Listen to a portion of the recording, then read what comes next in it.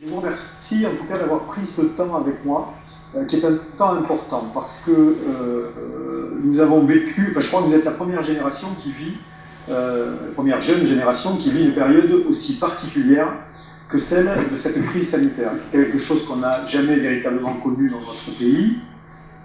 Alors des générations antérieures ont connu d'autres moments difficiles avec des guerres notamment, mais là c'est un phénomène très particulier qui donc a obligé la France, mais aussi bon nombre de pays dans le monde, de trouver des solutions pour faire en sorte que nous puissions essayer de limiter le plus possible la circulation du virus, avec cette obligation pendant 2 mois d'une période de confinement.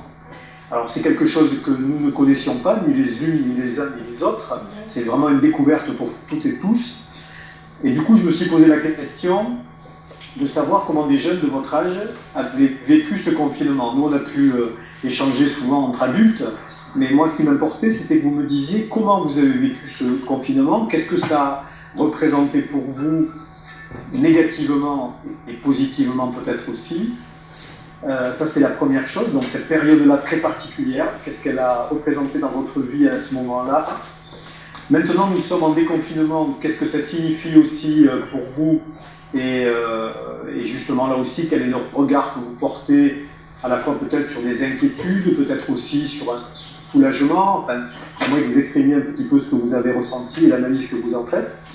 Et puis, le troisième point sur lequel je voudrais parler avec vous, parce qu'il est extrêmement important. On a beaucoup dit pendant cette période de la crise sanitaire, et on continue à dire que les enseignements que nous avons tirés du confinement et des changements de pratiques, de comportements qui ont pu être constatés font qu'il est probable que le monde d'après le Covid-19 ne soit pas tout à fait le même, ou peut-être ne devrait pas être le même que celui que nous avions connu avant. Et je voudrais savoir si vous, qui êtes la jeune génération, qui allez construire d'ici quelques années le monde de demain justement, je voudrais savoir comment vous imaginez, comment nous pouvons tirer les enseignements de ce que nous avons vécu pendant ce confinement, et qu'est-ce qu'il faudrait aujourd'hui changer autour de nous pour que le monde aille mieux, tourne mieux et soit surtout plus conforme à ce que vous en attendez, puisque vous êtes une génération d'avenir. Voilà, donc 3 sujets. Le confinement, comment vous l'avez vécu, qu'est-ce que vous en retirez? Le déconfinement, qu'est-ce que vous en attendez et qu'est-ce que vous en craignez éventuellement? Et quel est ce monde d'après que l'on peut envisager? En tout cas, comment vous, jeune génération, vous souhaiteriez que notre monde change et évolue? Parce que ça peut nous inspirer à nous aussi, lorsque nous sommes chargés, au titre des pouvoirs publics, d'essayer d'influencer le cours des choses et le cours du monde. Du coup, au départ, c'était un peu frustrant, mais après, je me suis habituée. Et du coup, je sortais tous les soirs pendant 15 minutes. Et après, je m'occupais, étant donné que j'ai une terrasse, du coup, je pouvais sortir aussi, prendre l'air. Et après, je m'occupais en faisant des jeux de société, mes devoirs, parce que les cours étaient c'était très bien encadré parce qu'on avait des réunions un peu comme celle-ci, mais par rapport à nos cours. Et nos devoirs, on avait un site qui s'appelle Pronote pour pouvoir les faire à distance. Voilà. Et donc, qu'est-ce qui t'a paru le plus compliqué dans ce moment? Je vois bien que tu t'es habitué, mais j'imagine qu'il y a eu quand même des frustrations ou des moments un peu difficiles. Qu'est-ce qui a été le plus compliqué? De ne pas sortir et de ne pas voir de gens, surtout. De ne pas voir beaucoup de gens, de ne pas sortir et de ne pas un peu retourner au collège quand même, parce qu'il y a les cours, mais il y a aussi les amis et tout et tout. Et donc, tes parents, j'imagine, t'ont peut-être accompagné un peu dans le cadre de l'éducation à distance? Oui, oui. Après, aussi, ils m'ont accompagné, mais la plupart du temps, c'était souvent les profs parce qu'on avait quand même vraiment beaucoup de conversations avec eux. Ils nous suivaient souvent. Du coup, c'était un peu comme au collège, mais à la maison. Est-ce qu'un parent, donc, c'est pas la même chose qu'un prof, c'est ça? Mais parce que les parents aussi, les programmes ont changé depuis. Du coup, des fois, ils peuvent ne pas savoir forcément la leçon qu'on doit apprendre, et voilà. D'accord. Du coup, ok. Bon, super. Donc, pour Moi, au début, c'était un peu frustrant de ne pas sortir, comme je fais pas mal d'activités, donc j'étais un peu habituée à sortir. Mais après, je me suis habituée. Après, le plus dur, c'était surtout de ne pas voir mes proches, notamment ma grand-mère qui est restée coincée aux Philippines. Oui. Voilà. Et du coup, j'avais l'habitude de voir assez souvent, et là, non. Mais après, j'ai pu prendre le temps de faire plus de choses que je faisais pas avant, de découvrir de nouvelles choses. Par exemple, je me suis lancée dans l'animation 2D. Voilà, comme ça prend beaucoup de temps, je pouvais pas C'est faire ça. chouette. Voilà. Et est-ce que donc après... Oui, vas-y. Non, allez-y, c'est bon. Non, je voulais te demander, donc l'animation 2D, donc ça c'est intéressant parce qu'effectivement ça prend beaucoup de temps et du coup c'est l'occasion. Et est-ce que tu as beaucoup écrit, puisque tu écris des textes de rap, est-ce que tu as beaucoup écrit pendant cette période ou pas?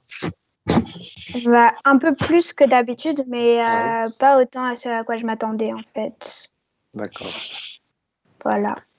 Et est-ce que la période de confinement t'a inspiré pour le rap justement? Un peu, ça m'a permis de découvrir de nouveaux sujets sur quoi écrire. Oui.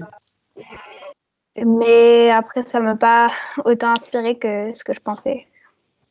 Ça viendra peut-être après. Oui. Comment les choses se sont passées pour toi, Lamine? Pour moi, ça a été plutôt énervant. Ça m'a énervé un peu qu'on puisse plus sortir. Parce que moi, je peux pas rester plus de 2 heures enfermé chez moi, c'est pas possible. Du coup, moi, il fallait absolument que je sorte.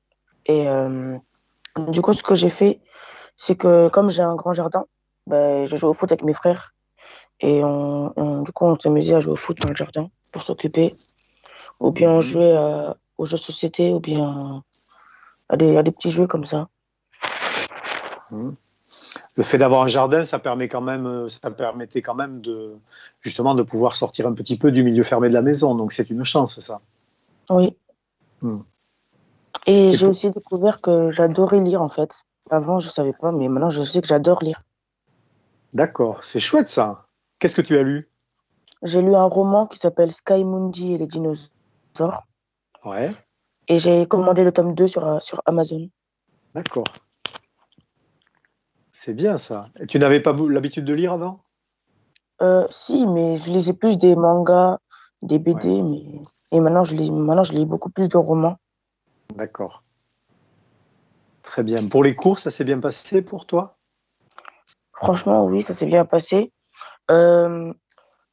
Par contre, ce qui était plus dur, c'est que nous, en fait, nos visioconférences sont le matin. Et moi j'ai l'habitude d'être un gros dormeur, du coup, Et donc, c'était compliqué?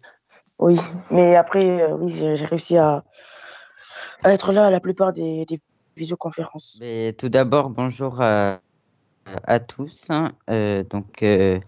Pour moi, le confinement a été plutôt bien. C'est relativement bien passé, à vrai dire, puisque j'ai beaucoup, pendant mon confinement, gardé contact avec mes amis et ma famille, pour moi, c'était essentiel de garder un contact, on va dire, permanent.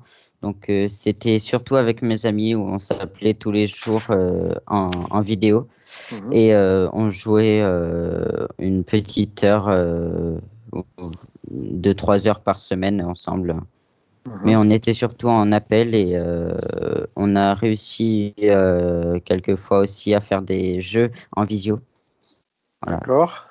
Et donc, après, pour la question des cours, pour moi, ce qui a été le plus compliqué, je pense, c'est les matières dans lesquelles j'ai plus de difficultés et où on n'a pas forcément l'aide nécessaire.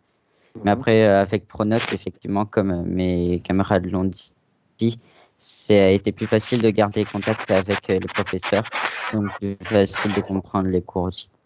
Juste sans rentrer dans l'intimité d'une relation, mais c'est quoi? C'est parce qu'on partage les mêmes choses, les mêmes inquiétudes, les mêmes centres d'intérêt. Tout d'un coup, on se découvre cette amitié parce que là, dans l'échange, des choses sont dites à distance qu'on ne s'était pas dites en se rencontrant habituellement, c'est ça?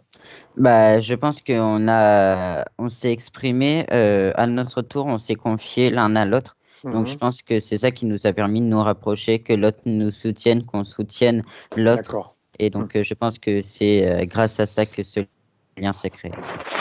D'accord. Alors ça, c'est intéressant comme dimension parce que ça n'a pas forcément été évoqué jusqu'à présent, mais c'est la question d'une forme de solidarité qui s'exerce à distance et qui peut-être même s'accroît parce que comme on est chacun isolé de son côté, donc forcément pas dans une situation classique, le fait de se soutenir à distance renforce le lien. Donc ça, c'est comme ça que tu le juges, toi?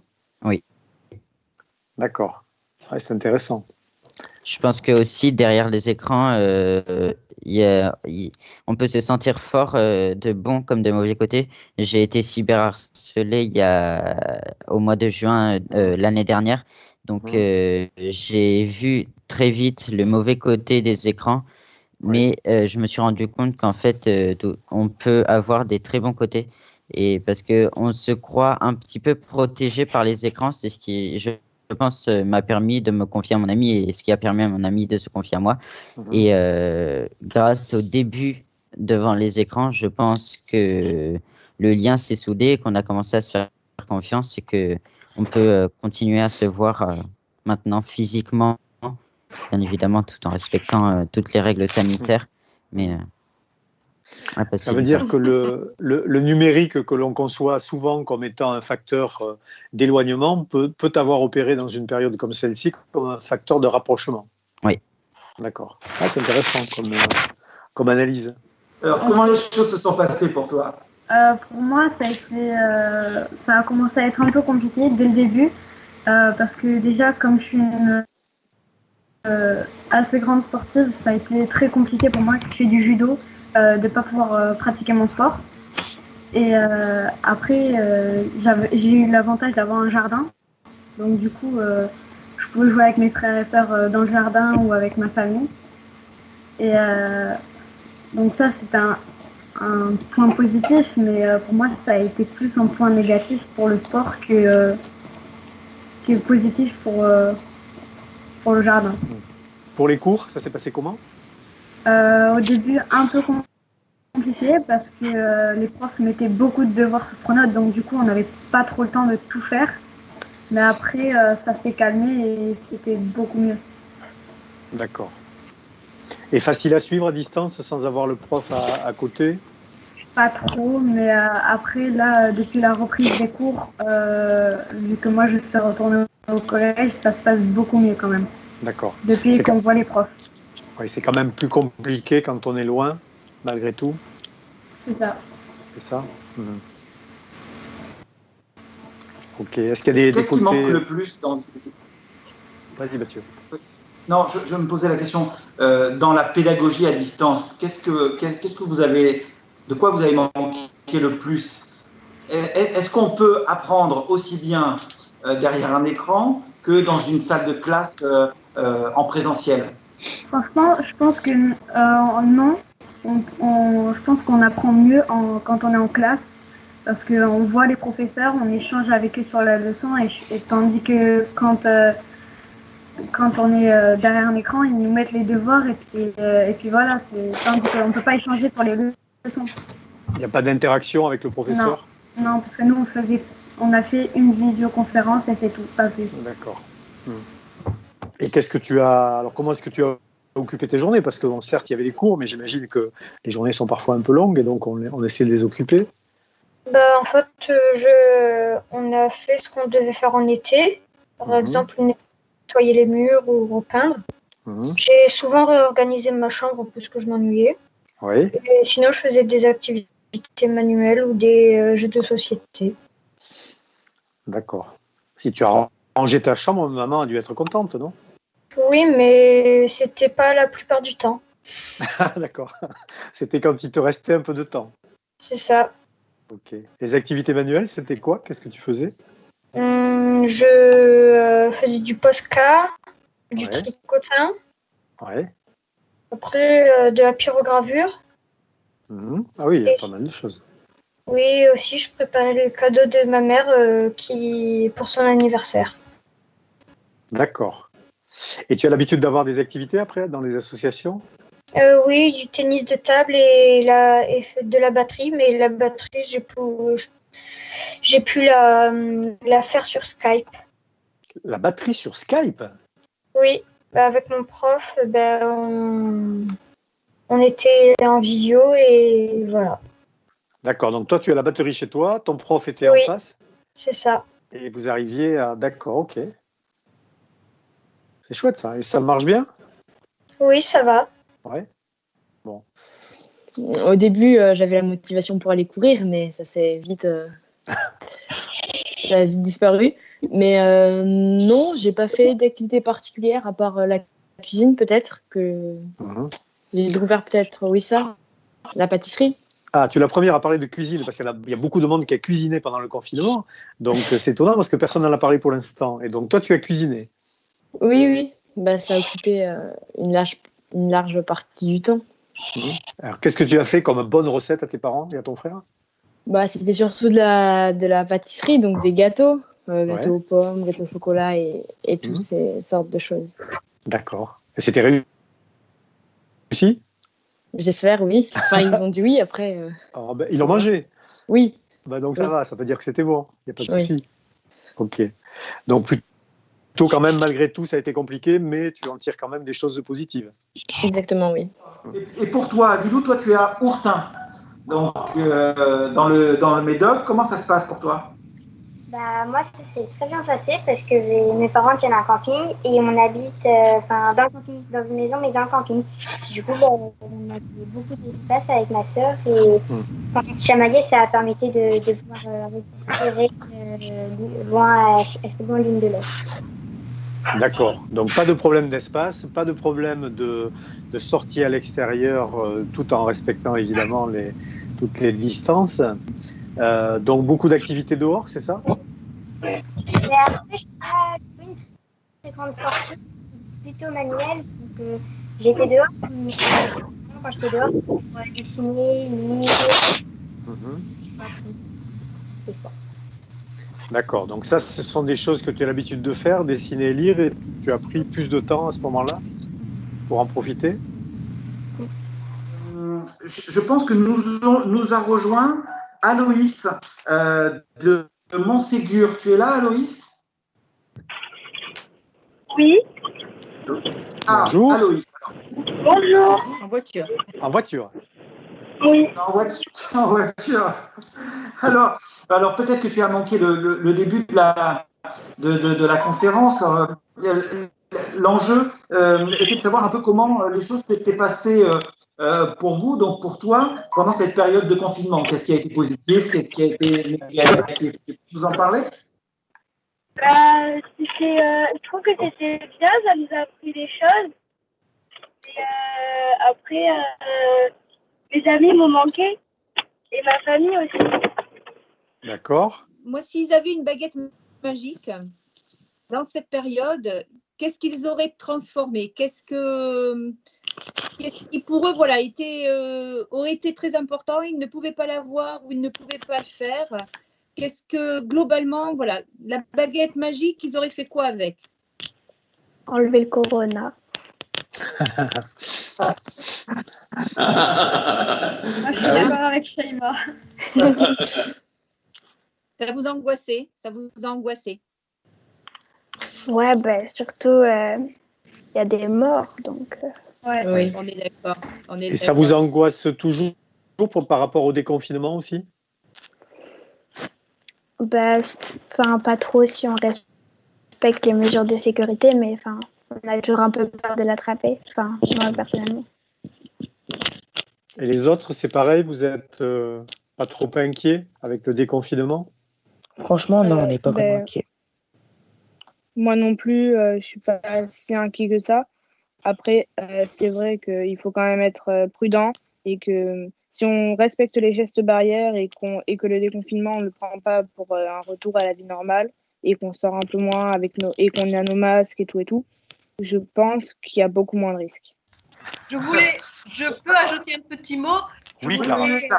Aussi leur dire que je voudrais les remercier pour leur engagement. Certes, c'est une expérience avortée, mais le fait qu'ils aient fait une campagne pour être élus, qu'ils aient développé un programme, qu'ils se soient battus pour gagner, est une expérience très enrichissante et je voudrais on l'a déjà dit lors de la plénière d'entrée du CDJ, mais je voudrais leur réitérer les félicitations et leur dire qu'en tout état de cause, même si ça a été avorté, ce sera pour toujours une expérience dont ils et elles tireront profit.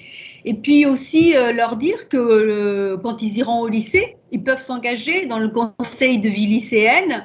Il y a des moyens de s'engager et de participer à la vie du lycée. Et comme a dit le président, à partir de 18 ans, vous pouvez vous engager pour, bien sûr, en tant que citoyen, pour participer à la vie de votre commune, mais vous avez aussi des engagements politiques que vous pouvez endosser à partir, pour certains d'entre eux, de 16 ans.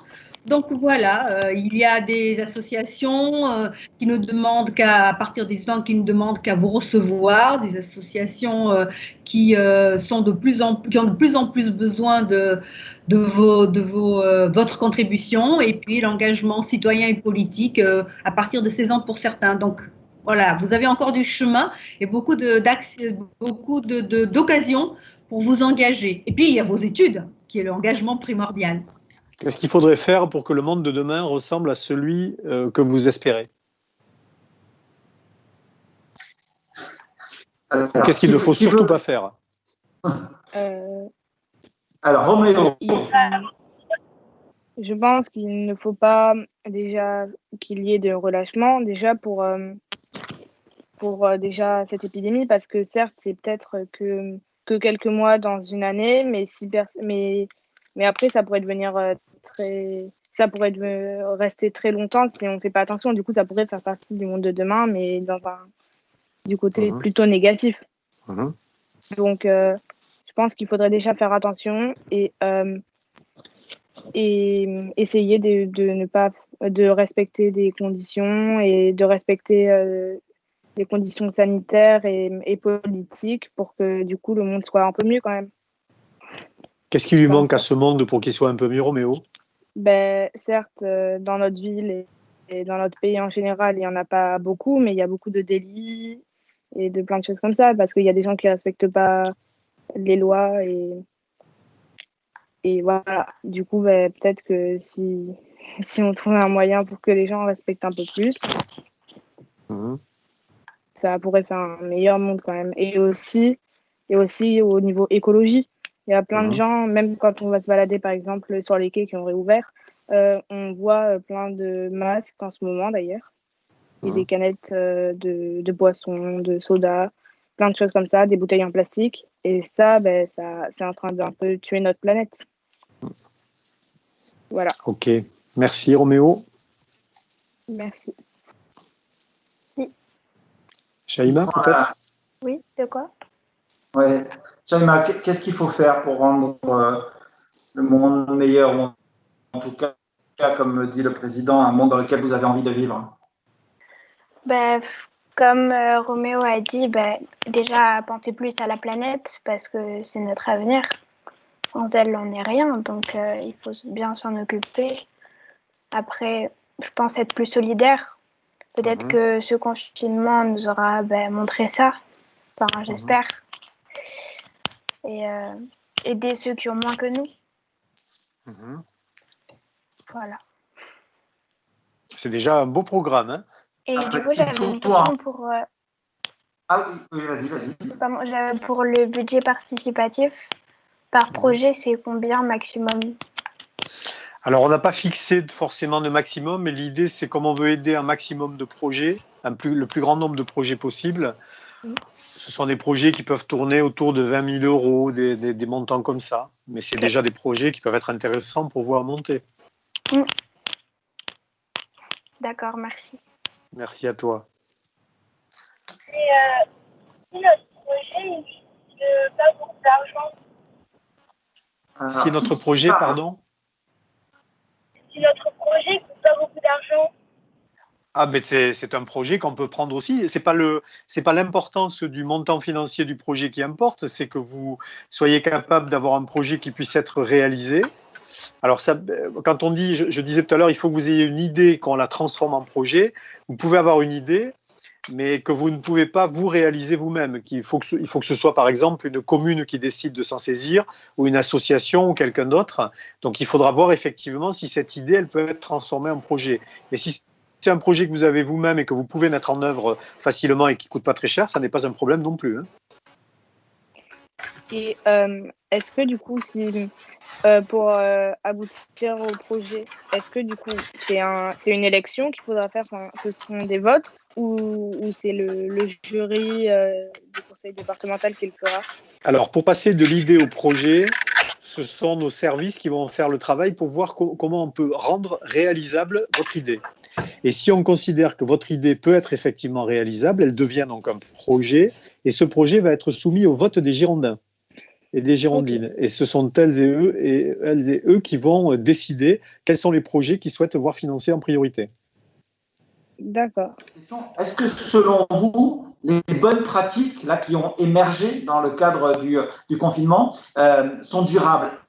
Est-ce que selon vous, on va réussir à les ancrer dans la durée, ou est-ce que ça va retomber comme un soufflet? Et pour éviter justement que ça retombe, comment vous envisagez les choses? Est-ce que vous allez être, comme on l'a vu très régulièrement ces dernières années au Conseil départemental des jeunes, à l'avant-garde, et puis veiller à ce que peut-être les adultes autour de vous, vos parents notamment, continuent à garder ces bonnes pratiques? Comment vous envisagez les choses? Est-ce que ça va continuer ou est-ce que ça va retomber? Et pour pas que ça retombe, comment vous voyez votre action personnelle? Ben, après, je pense que déjà, ça nous a initié le confinement à faire des bonnes actions. Et déjà, vu qu'on a, en fait, on aurait pu, vu qu'on reste tout le temps chez nous, plus consommer, plus mal trier, parce qu'au bout d'un moment, on doit beaucoup, on trie mal. Du coup, ben, en fait, ça, c'est des bonnes habitudes qu'on a pu prendre de bien faire les choses parce qu'on a du temps.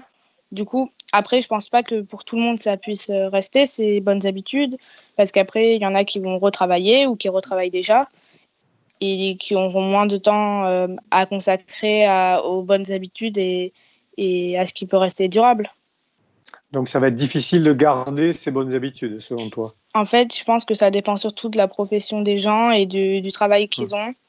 Parce que, par exemple, des gens qui travaillent de midi à 18h parce qu'ils travaillent dans une boutique, eux, peut-être que ça va être plus facile pour eux. Mais des restaurateurs qui arrivent à 9h et qui repartent à minuit, ben, ils n'ont pas de temps à consacrer en dehors de leur travail, sauf le week-end pour certains. Du coup, en fait, tout dépend, à mon avis, de la profession des gens et aussi de leur volonté.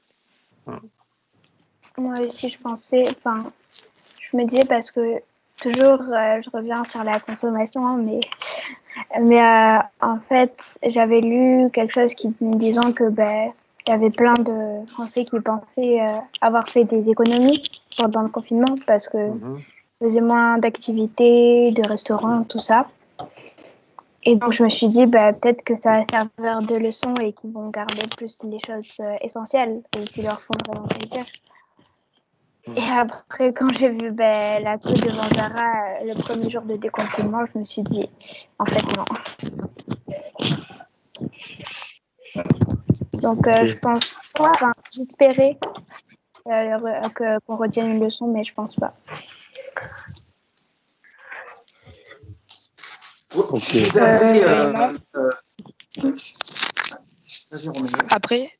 Après, tu as parlé de la foule devant Zara, mais après, les gens, je pense qu'ils n'ont pas encore fait la différence, pour la plupart, entre un besoin entre un besoin et une envie. Parce que je pense qu'il y a beaucoup de gens qui peuvent utiliser leurs vêtements au moins jusqu'à ce que le Covid soit passé. Parce que, par exemple, moi, j'ai des vêtements pour même si je vais pas m'acheter de vêtements pendant quelques mois, ça va parce que c'est pas parce que j'ai pas de vêtements pendant une semaine que je vais avoir besoin d'aller en racheter. Oui, Du coup, je pense que les gens se sont rués un peu pour rien. Après, j'avoue que aussi c'est peut-être un besoin qu'ils avaient parce que être restés chez eux pendant longtemps et ne rien avoir vu aussi, peut-être qu'ils avaient envie de revoir des vêtements neufs, d'avoir envie de faire de faire un peu cette action parce que c'est satisfaisant quand même d'aller s'acheter des vêtements, d'aller s'acheter des choses, même si voilà, c'est pour la nostalgique. plupart des choses. Voilà. Ouais, je comprends. Après, je juge pas. Hein. Enfin, après, moi, je fais pas vraiment partie des gens qui sont allés se ruer dans les magasins parce que je suis allée dans quelques magasins, mais après, vu que je suis prudent, du coup, je suis allée dans les magasins où il n'y avait pas beaucoup de monde et du coup, je faisais attention à ne pas croiser trop de monde. En fait, je faisais surtout quelques magasins vu que j'habite à Talence. Du coup, j'allais à quelques magasins à Talence parce qu'à Talence, il y a vraiment presque personne. Oui. Comme pour sortir pendant le confinement, je pouvais sortir un peu plus que des gens qui habitent en centre de Bordeaux parce que déjà, il y a moins de gens. Et du coup, quand je sortais le soir, il n'y avait personne qui était dans la rue. Oui. Mais après, je comprends que des gens aient envie d'aller s'acheter des vêtements. Hein, je ne juge pas. C'est juste, je dis que... C'est un constat. C'est quand même de la... Oui, voilà, c'est un constat. C'est un constat, mais après, je pense qu'il y a beaucoup... C'est sûr qu'il y a des gens qui ont besoin de se racheter des vêtements parce qu'il y a, par exemple, surtout pour nous, on grandit. Ensuite, du coup, par exemple, nos affaires, des fois, elles ne vont plus parce qu'on a beaucoup grandi. Oui. Surtout pour beaucoup de gens, on a beaucoup dormi et quand on dort, on grandit. Du coup, voilà.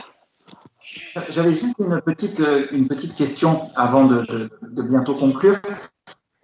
Vous êtes, en tant que conseiller départemental, des conseillers départementaux jeunes, vous êtes des représentants d'un certain nombre de vos pairs, PAIRS. J'étais curieux de savoir si, en fait, tout le monde a à peu près bien vécu ce confinement. Est-ce que vous savez si certains de vos copines ou copains de classe ont mal vécu, ont souffert? Si oui, pourquoi et comment on pourrait peut-être les aider à la sortie de ce confinement? Oui, moi j'ai un ami qui s'appelle Léo et en fait il habite à Ambès et c'est une toute petite ville et qui dit petite ville dit au niveau du débit c'est pas énorme. Du coup il avait plus du mal à nous rejoindre en visioconférence. Après, j'ai pas son numéro, du coup, j'ai pas fait beaucoup de ses nouvelles, mais je suppose qu'il a pas vécu ce confinement super bien. D'accord. Donc, alors, il y a des questions de débit. Est-ce que vous avez identifié d'autres problèmes? Oui, après, il y a aussi des gens qui veulent vraiment sortir, mais qui vivent mal le confinement dans le sens où ils sont habitués à sortir, mais qu'ils ont très peur aussi du virus. Donc, en fait, c'est une sorte de juste milieu parce que après, du coup, ils veulent sortir. Ils peuvent sortir 1 heure par jour dans un rayon d'1 kilomètre, mais après, ils ont tellement peur des fois du virus qu'ils s'interdisent de sortir et que du coup, ça leur fait très mal vivre le confinement. Alors, Olivia, toi, est-ce que tu es témoin ou est-ce que tu as entendu parler de jeunes dans ton entourage qui ont eu des grosses difficultés pendant ce confinement? Après, c'était plus sur des problèmes de débit que d'autres problèmes, mais le débit, c'était vraiment un gros problème. Parmi la plupart des personnes que je connaisse, avec qui j'ai pu échanger au retour du collège. D'accord. Tu habites de quel côté, toi? Enfin, ce sont des personnes qui habitent, Olivia, plutôt en campagne ou Moi, j'habite dans le Médoc, donc après, ça dépend en fait. D'accord. Est-ce que du coup, est-ce que vous avez déjà réfléchi et des projets pour à partir du 2 juin, par exemple, pour la réouverture des commerces? Alors les commerces, c'est pas moi qui suis, parce que si tu veux, le département ne peut pas tout faire. Sur les commerces, moi, j'ai pas d'action directe. Là, c'est le gouvernement qui peut décider, par exemple, pour les bars ou les restaurants, à quel moment les réouvrir. Nous, tout ce qu'on a fait, c'est que nous avons essayé d'exercer nos compétences. Nous, ce sont les collèges, c'est tout ce qui est la solidarité à l'égard des personnes les plus fragiles. Donc, on a par exemple distribué des paniers alimentaires pour ceux qui n'avaient plus à manger. On a mis à disposition nos véhicules des personnels soignants pour qu'ils puissent se déplacer. Voilà, on a eu un certain nombre d'actions comme ça qui ont été mises en place. On a évidemment équipé aussi avec les équipements de protection un certain nombre de professionnels et aujourd'hui la plupart des citoyens. Donc, mais sur les commerces, on n'a pas d'action, nous, de notre côté. Par contre, tu vois, par exemple, il y a des domaines départementaux comme le domaine d'Ostens ou le domaine de Blasimont où on peut aller se promener dans un espace naturel sensible et même se baigner. Et bien là, nous repoussons au mois de juin l'ouverture parce que pour nous, pour l'instant, les conditions ne sont pas remplies pour qu'on puisse ouvrir. Donc vraiment, sur ce qui relève de nos compétences à nous, là, on peut agir, mais pas sur tout, malheureusement. D'accord. Et aussi, est-ce que, par exemple, j'avais vu que vous distribuiez des masques en tissu dans Bordeaux et sa métropole, mais par exemple, nous on habite à Talence et on n'en a pas eu. Du coup, est-ce que c'est vraiment qu'à Bordeaux ou ce sera partout, mais un peu plus tard? Alors, en fait, la métropole, normalement, distribue sur tout le territoire métropolitain. Et Talence, logiquement, en fait partie. Oui. Donc là, c'est à la métropole qu'il va falloir poser la question parce que c'est eux qui font la distribution. Nous, le département, on distribue en dehors de la métropole, donc sur tout le territoire départemental, en dehors. Et là, on a commencé les distributions parce que c'est un peu compliqué d'avoir des masques en ce moment parce que tout le monde en veut. Oui. Et donc, la production, d'abord, elle est souvent internationale. Et puis, les délais de livraison sont longs, les transits sont difficiles. Donc, on commence à avoir pas mal distribué dans tout le département. Et je vais d'ailleurs vous quitter parce qu'à 16h30, je dois être à Langon où je vais distribuer des masques justement à des maires qui vont ensuite les distribuer à leurs habitants. Donc tout ça est en train de se faire, mais côté Talence, c'est la métropole qui peut te répondre. Ok, d'accord. Peut-être que pour les prochains conseils départementaux jeunes, d'ailleurs, Mathieu, on peut imaginer un temps au début peut-être de la session, imaginer qu'on ait un temps d'échange pour que les jeunes conseillers départementaux comprennent bien ce que fait le département, à quoi il sert, et puissent éventuellement me poser les questions en direct. C'est précisément ce qu'ils découvrent lors de leur première séance. On a même des jeux avec les petits débrouillards pour voir qui fait quoi parmi les institutions. Mais je note effectivement qu'on pourra revenir en visioconf pour peut-être rendre compte aussi, parce que c'est vrai qu'on prend du temps pour expliquer quelles sont les compétences, quelles sont les attributions des collectivités territoriales, mais peut-être que ça peut valoir le coup aussi, puisqu'on a le conseil départemental des jeunes, et bien que les adultes viennent rendre compte. Devant la porte. Alors, peut-être que si vous en êtes d'accord, et on va s'arrêter là. Alors, je vais simplement vous remercier au nom de tout le monde. Le président, évidemment, conclura cette visioconf, mais vous remercier vraiment d'avoir accepté le jeu de ces questions-réponses. C'était important pour nous, c'était important pour le président.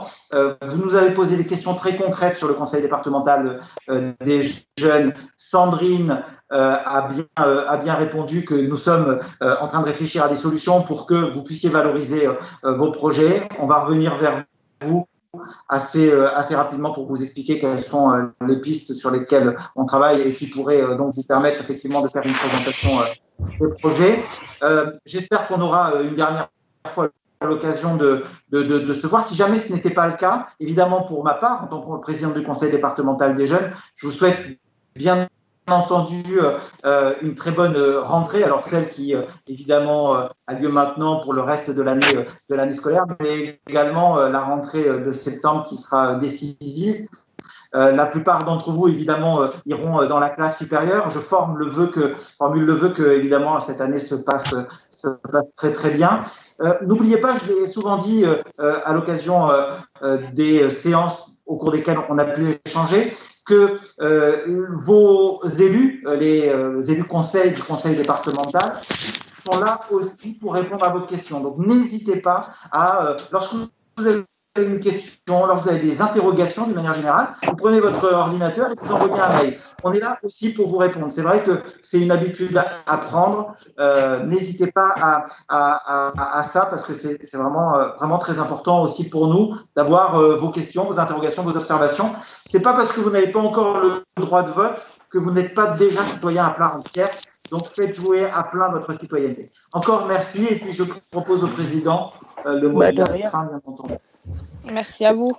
Ben écoutez, moi je voudrais vous remercier pour plusieurs choses. D'abord parce que vous êtes le 30e conseil départemental des jeunes. C'était pour nous une année importante qu'on voulait justement matérialiser de façon un peu forte. Et vous aviez d'ailleurs un déplacement qui était prévu à Andernos initialement en fin de conseil départemental des jeunes. Malheureusement, on n'attendait pas cette crise sanitaire et donc du coup les choses sont très chamboulées. Donc je voulais vous remercier parce que vous représentez quand même 30 générations qui se sont succédées et qui ont contribué de façon citoyenne à réfléchir à qu'est-ce que le département, quel projet il est possible de porter, comment on peut imaginer favoriser l'égalité femmes-hommes, lutter contre les discriminations, mettre en place des actions citoyennes pour l'environnement. Bref, vous avez toujours apporté beaucoup, toutes les générations que vous représentez cette année ont toujours apporté beaucoup au département et pour nous, continuer ce conseil départemental des jeunes est absolument essentiel. Je voulais vous remercier aussi parce que votre engagement, c'est un vrai engagement citoyen. Vous prenez le temps de vous intéresser à des sujets qui ne sont pas toujours facilement accessibles. Vous prenez le temps de siéger, de travailler à ces projets que vous montez. Et donc, c'est déjà démontrer que vous pouvez être demain des citoyens engagés, des adultes qui pourront eux-mêmes changer le monde et faire en sorte qu'il soit à la hauteur de ce que vous en attendez, de ce que vous en espérez. On a pu voir les quelques sujets que vous avez abordés. Je voulais vous remercier aussi parce que vous avez pris ce temps d'échange avec moi et avec mes collègues. Et pour nous, c'est extrêmement important de pouvoir aussi vous parler en direct et surtout au travers de cette expérience si particulière. Voilà, donc c'est pour ça que je voulais vraiment que cette 30e édition du conseil départemental, puisqu'elle ne se finissait pas comme initialement prévu, eh bien on en fasse un petit moment un peu particulier avec un échange en direct, ce qui ne s'était pour l'instant jamais fait. Donc merci beaucoup d'avoir pris ce temps, merci beaucoup pour la réflexion que vous portez sur le monde qui vous entoure et sur les autres, toutes celles et ceux qui sont autour de vous, parce que c'est vous qui construirez le monde de demain. Nous sommes là, nous, pour essayer de faire au mieux et justement de tirer enseignement de ce que vous attendez. Mais demain, c'est vous qui serez, si vous le souhaitez, aux manettes et c'est vous qui pourrez décider de la manière dont notre monde peut évoluer, notre Gironde en particulier, puisque ce qui nous importe, en tout cas à notre niveau, à notre échelle, eh bien, c'est d'essayer de changer la Gironde et de la faire évoluer positivement. Donc, merci, vous êtes de belles personnes, vous avez de belles idées, et je suis persuadé qu'au-delà de votre poursuite scolaire, que je vous souhaite la meilleure possible, eh bien, vous serez demain des générations que nous serons fiers d'avoir accompagnées. Merci à toutes et à tous. De rien. Merci à vous. Merci à vous. Et peut-être à une prochaine fois, avec plaisir en tout cas. Merci à vous. Merci. Au revoir. Merci, au revoir. Au revoir. Au revoir.